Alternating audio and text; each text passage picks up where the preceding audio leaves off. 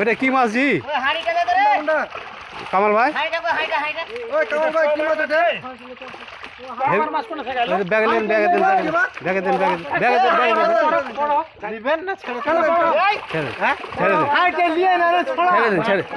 হ্যাঁ ছেড়ে দেন মাছ দেখ আর দে